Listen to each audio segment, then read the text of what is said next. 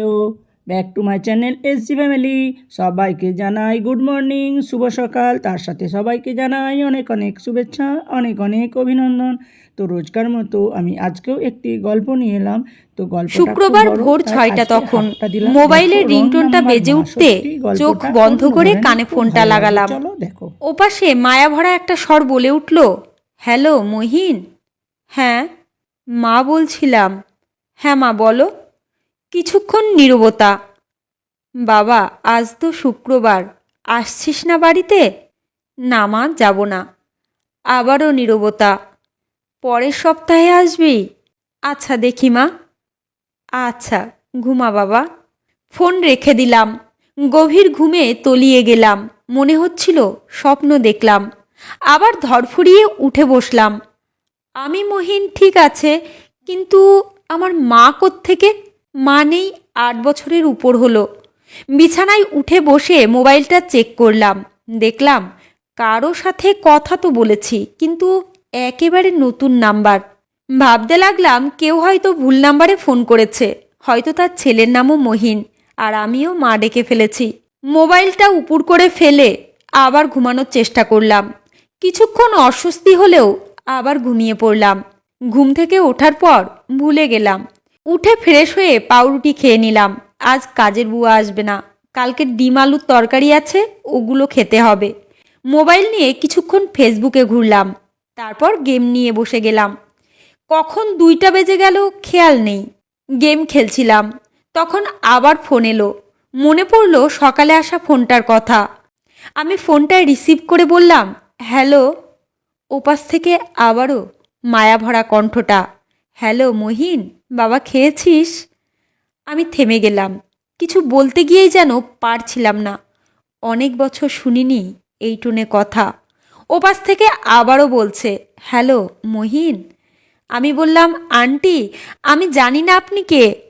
আমার নাম মহিন ঠিক আছে, কিন্তু আমি আপনার ছেলে মহিন না। ওপাশ থেকে আবারও নীরবতা। এখনও রেগে আছিস বাবা?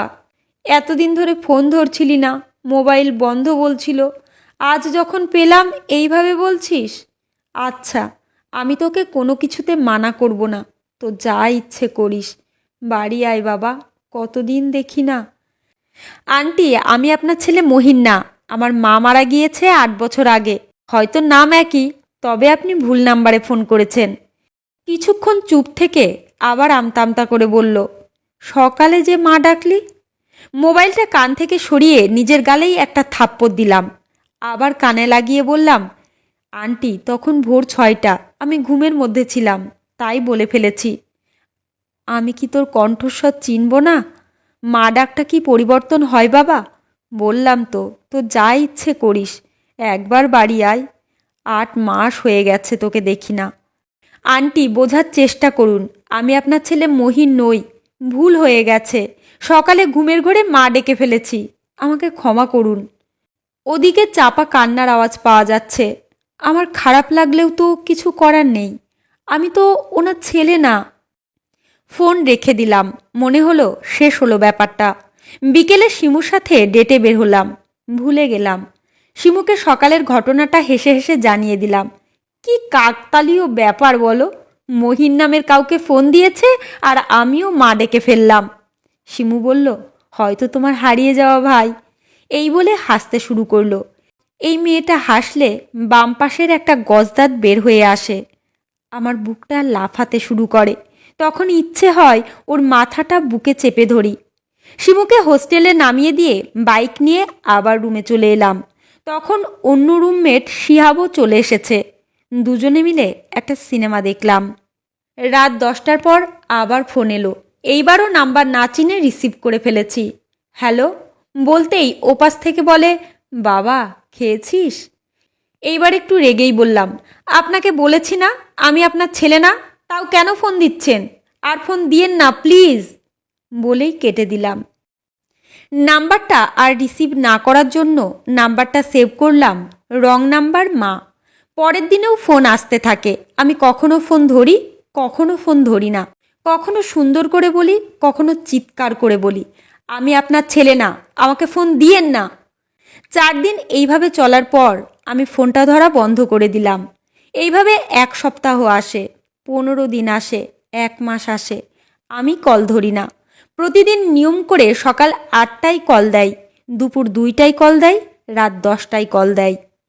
সকালের কলে বিরক্ত হলেও আমার ঘুম ভেঙে যায়, আমি উঠে পড়ি। অফিসে দুপুরের কলটা এলে আমি বুঝতে পারি দুপুরে খাওয়ার সময় হয়েছে। রাতের কল এলে বুঝতে পারি রাতের 10টা বেজে গিয়েছে। অনেকদিন ফোন ধরলাম না, কিন্তু তারপরেও কলটা যেন আমার সাথে কথা বলে। হঠাৎ একদিন ফোন আসে না, সকালে উঠতে আমি লেট হয়ে যাই, অফিসে লেট, দুপুর 2টা কোন দিক দিয়ে বেজে গেল খেয়াল নেই। আমার খেয়াল হয়নি কল আসেনি। তখন এক কলিগ বলে উঠল, মহিন 3টা বাজে, লাঞ্চ করবে না? আমি তখন রিয়েলাইজ করলাম কল আসেনি। আমি মোবাইল হাতে নিয়ে স্ক্রিনের দিকে তাকিয়ে রইলাম। কাজের ব্যস্ততায় নিজেকে ডুবিয়ে রাখলেও বারবার মোবাইল হাতে নিচ্ছিলাম। ঠিক করলাম রাতে ফোন করলে তখন একবার কথা বলবো, কিন্তু সারাদিনে ফোন এলো না। প্রতিদিনের বিরক্তিকর কল বন্ধ হওয়াতে আমার খুশি হওয়ার কথা ছিল, কিন্তু হলাম না। কি হলো, কল কেন আসছে না? উনি ভালো আছেন তো? ঘুমের ঘোরে মা ডেকে ফেলাতে একজন কি আপন করে না বাবা মহিন ডাকে। সবাই মা নিয়ে ভীষণ ইমোশনাল হয়, মাকে নিয়ে কথা বললে ক্ষেপে যায়, মা দিবস এলে ফেসবুকে টাইমলাইন ভাসিয়ে ফেলে। আমার বিরক্ত লাগে না, কিন্তু তেমন কোনো আগ্রহ জাগে না এইসবে। বাসার পাশে একটা কিন্ডারগার্ডেনে আমি পড়তাম। আমাকে স্কুল থেকে নিতে দাদু আসতো। দ্বিতীয় সাময়িক পরীক্ষার প্রথম দিন ছিল, আমি তখন ক্লাস 4-এ। মা আমাকে নিতে এলো। আমার খুশি হওয়ার কথা ছিল, কিন্তু মায়ের রাগী চেহারা, লাল হয়ে যাওয়া চোখ আর একপাশে লাল হয়ে যাওয়া ফোলা দাগ দেখে আমি চুপসে গেলাম। স্কুলের বাইরে রিক্সা দাঁড়িয়েছিল, মা আমাকে টেনে রিক্সায় বসালো। 2টা বড় ব্যাগ ছিল রিক্সায়। আমাদের বাসার সামনে দিয়েই রিক্সাটা বেরিয়ে গেল। আমি ঘরের গেটের দিকে তাকিয়েছিলাম যতক্ষণ দেখা যায়। মা কোনো শব্দ করেনি। 15 মিনিট দূরত্বে মায়ের বাপের বাড়ি ছিল। মা রিক্সা থেকে নেমে হেঁটে বাসায় ঢুকে গেল। একটু পর ছোট মামা এসে রিক্সা ভাড়া দিয়ে আমাকে আর ব্যাগগুলো নিয়ে গেল। আমি নানির চ্যাপ্টা হয়ে যাওয়া খয়েরি রঙের সোফায় বসে রইলাম। মা ভেতরের রুমে বসে আছে। প্রতিদিন স্কুল থেকে ফিরে মা আমাকে খাবার খাওয়ানোর জন্য ছোটাছুটি করতো। স্কুল থেকে ফিরেছি 2 ঘন্টা হয়ে গেছে। আমি সেই স্কুল ড্রেসেই বসে আছি। খিদে লেগেছে। আস্তে আস্তে উঠে মায়ের রুমের দিকে গেলাম। ওখানে নানি আর বড় মামি বসে আছে। মা ফুপিয়ে কাঁদছে। আমি দূর থেকে তাকিয়ে আছি। হঠাৎ মামির আমার দিকে চোখ যেতেই বলল, আচ্ছা সামলাও নিজেকে, আমি মহিনকে কিছু খাওয়াই। মামি আমাকে নিয়ে রান্নাঘরে যায়। স্কুল ড্রেস খুলে ঘরের গেঞ্জি পরিয়ে দেয় একটা ব্যাগ খুলে। তারপর শিমের বিচির তরকারি দিয়ে গরম গরম ভাত খাইয়ে দেয়। আমার কাছে সেদিন তা অমৃত লেগেছিল। বড় মামি আমাকে প্রথম আর শেষবারের মতো সেদিনই খাইয়েছিল। শেষবার আমি যখন মামির কাছে ভাত চেয়েছিলাম, আমার বাম হাতের উপরে খুন্তির পোড়া দাগটা এখনও আমাকে কষ্ট দেয়। শিমু প্রায় আমাকে জিজ্ঞেস করে, এটা কিসের দাগ? আমি বলি, মনে নেই। শিমু হেসে বলে, অনেক দুষ্টুমি করতে, তাই মনেই নেই কোথায় পুড়েছিলে। আমি হাসার চেষ্টা করি, কিন্তু তাতে কি আর 28 বছরের পুরনো জ্বলুনি কমে? বাকি ব্যাপারগুলো ঠিকঠাক মনে নেই। মাঝে একবার বাবা এসেছিল আমাকে নিয়ে যেতে, মা আমাকে যেতে দেয়নি। এরপর আমি বাবাকে দেখিনি। 6 মাস পর মায়েরও বিয়ে হয়ে গেল। শুনেছি বাবাও বিয়ে করেছে। আমি শুধু তাকিয়েছিলাম, আর কিছু করার নেই। কেউ না বললেও সব বুঝতে শিখেছি, চাইতে শিখেছি, নিজের কাজ নিজে করতে শিখেছি, কেড়ে নিয়ে খেতে শিখেছি, নিজের অধিকার নিজে বুঝতে শিখেছি। বড় হয়ে মায়ের সাথে দেখা করতে গিয়েছিলাম। ওনার ছেলে মেয়েদের সামনে উনি আমাকে জড়িয়ে ধরতে পারেননি।